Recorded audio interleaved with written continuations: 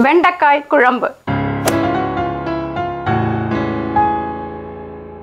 Hi, hello, வணக்கம். தோசை பீஸா உங்களை அன்புடன் வரவேற்கிறது. நான் காஷ்மீர் ஜெயக்குமார். அருமையான, சுவையான, ஆரோக்கியமான வெண்டைக்காய் குழம்பு. இந்த வெண்டைக்காய்களை வச்சு ரொம்ப அருமையாக நம்மளுடைய பாரம்பரிய முறைப்படி கசகசா மற்றும் தேங்காய் எல்லாம் அரைச்சி ஊற்றி வயிற்றுப்புண்களையும் வராமல் தடுத்து அருமையாக, ஆரோக்கியமாக, அதே நேரத்தில் சுவையான வெண்டைக்காய் குழம்பு எப்படி செய்யறதுன்னு நம்ம இன்னைக்கு பார்க்கலாம் வாங்க.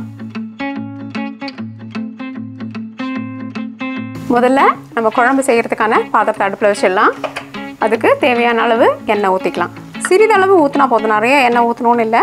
நம்மளது வெண்டைக்காய் குழம்பு அப்படின்றதுனால நிறைய பேருக்கு வந்து இந்த வெண்டைக்காயை கழுவிட்டு தொடச்சி உபயோகப்படுத்தணுமா அப்படின்னா நம்மளுடைய எல்லா குறிப்புகளையும் எப்பொழுதும் சொல்லிகிட்டே இருக்கோம். வெண்டைக்காய்க்கு கையாளும் முறையே தனியாக இருக்கும். அதனால் இங்கே பாருங்கள், நம்ம என்ன பண்ணுறோன்னா முதல்ல வெங்காயத்தை போட்டுற போகிறோம். எப்போவுமே வெங்காயம் போட்டோன்னா நம்ம என்ன பண்ணுவோம், சிறிதளவு உப்பு போடுவோம். இந்த உப்பு என்ன பண்ணுன்னா வெங்காயத்தின் வதங்குற நேரத்தை துரிதப்படுத்தும். கொஞ்சம் சீக்கிரமாக நம்மளுடைய வெங்காயம் வதங்கும். அதற்காக உப்பு போடுறோம். உங்களுடைய யூடியூப் ஆப்பில் இந்த பெல்லை அழுத்தி நம்ம படைப்புகளை உடனுக்குடன் தெரிந்து கொள்ளுங்கள்.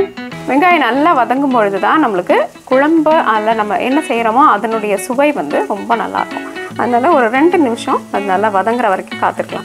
அதுக்கப்புறம் என்ன பண்ணலாம், நம்மளுடைய தக்காளியை போட்டுடலாம். இந்த புளியை வந்து நல்ல வெந்நீரில் ஊற வச்சோன்னா நம்மளுக்கு இதனுடைய கரைசல் நல்ல முழுவதுமாக இதில் எந்த வீணாகாமல் நம்மளுக்கு முழு கரைசல் கிடைக்கும். ஆக புளியை ஊற வச்சு இந்த புளி கரைசல் எடுத்துக்கலாம். இங்கே பார்த்தீங்களா, வெங்காயம் நல்லா வதங்கிடுச்சு. இப்போ தக்காளியை சேர்த்துடலாம். தக்காளியை சேர்த்துட்டு காத்திருக்கணும்னு அவசியம் இல்லை. நம்ம நேரடியாக நம்மளுடைய வெண்டைக்காய்களை இது கூட போட்டுடலாம். வெண்டைக்காயை கொஞ்ச நேரம் நல்லா வதங்கட்டும். ஒரு 2 நிமிஷம் போல் இது வதங்கின உடனே நம்மளுடைய கரைத்த புளியை இதுக்குள்ளே போட்டுடலாம். புளி கரைசல் இந்த வெண்டைக்காய் புளியில் வேகும் பொழுது இதனுடைய பிசுபிசுப்பு தன்மை மாறிடும். அதனால் என்ன பண்ணலாம், இதை ஒரு மிதமான நெருப்பில் வச்சுட்டு இதை மூடி வச்சிடலாம். ஒரு 5 நிமிஷம் இது கொதிக்கட்டும். இது 5 நிமிஷம் கொதிக்கும் பொழுது என்ன பண்ண போகிறோம்னா, நாம் இங்கே வச்சுருக்கிறோம் இல்லைங்களா, தேங்காய், சீரகம் மற்றும் கசகசா, இது எல்லாத்தையும் நம்மளுடைய மிக்சர் ஜாரில் போட்டு விழுதாக அரைச்சி எடுத்துக்கலாம். தேங்காய், கசகசா மற்றும் ஜீரகம் இது நல்லா விழுதாக அரைச்சி எடுத்துக்கலாம். பார்த்தீங்களா, நல்லா மையாக அரைச்சிருக்கோம். நம்ம இந்த கசகசாவின் நிறம் இப்படி இருக்கேன்னு நீங்கள் யோசிக்க வேண்டாம். வெளி ஊர்களில் வந்து வெள்ளை கசகசா கிடைப்பது கொஞ்சம் அரிது.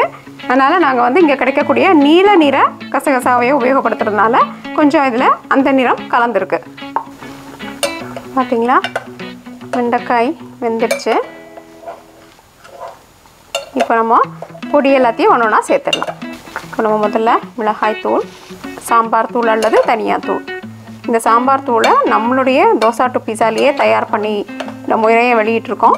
அதனால் நீங்கள் இங்கே இருக்கிற டிஸ்கிரிப்ஷன் டேப் அல்லது மேலே இருக்கக்கூடிய பதிவு லிங்க்கை அழுத்துனீங்கன்னா உங்களுக்கு இதற்குண்டான பதிவு கிடச்சிரும். மஞ்சள் தூள்.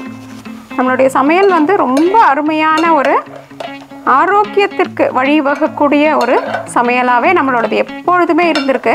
அதனால் நீங்கள் பார்த்தீங்கன்னா இதில் கசகசா எதுக்கு சேர்க்குறோன்னா, வயிற்றில் இருக்கக்கூடிய புண்களை ஆற்றும் சக்தி வந்து இந்த கசகசாக்கு இருக்குது.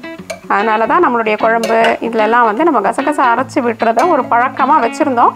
அதை இப்போ நிறைய பேர் மறந்துட்டோம்.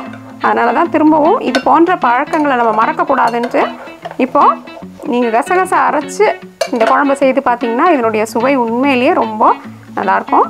இப்போ இது ஒரு 2 நிமிஷம் கொதிச்சப்புறமா நம்ம அரைத்த விழுத இது கூட சேர்த்துடலாம். பார்த்தீங்களா, பொடியெல்லாம் ஒன்றா கலந்து கொதிச்சுட்டே இருக்கு. இப்போ நம்ம அரைத்த விழுத இது கூட சேர்த்துடலாம்.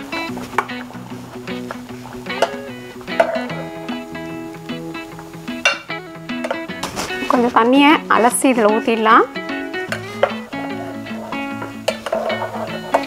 இப்போ நம்மளுடைய குடும்பத்தின் சுவைக்கு ஏற்ப தேவையான அளவு கொஞ்சம் உப்பு சேர்த்துடலாம்.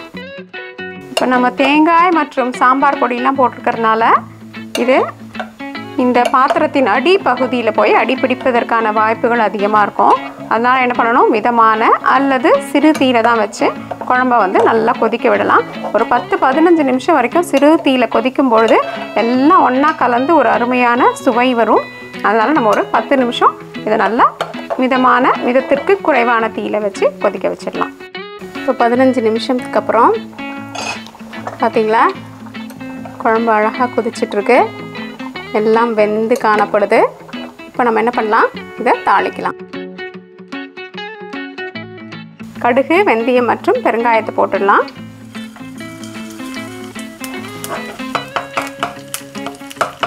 கடுகு வெடிக்க ஆரம்பித்ததும் நம்ம கடைசியாக இதில் கருவேப்பிலையும் போட்டு எடுத்துடலாம்.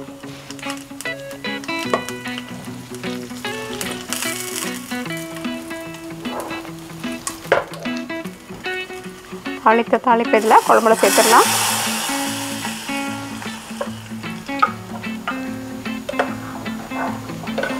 அருமையான வெண்டைக்காய் குழம்பு தயார்.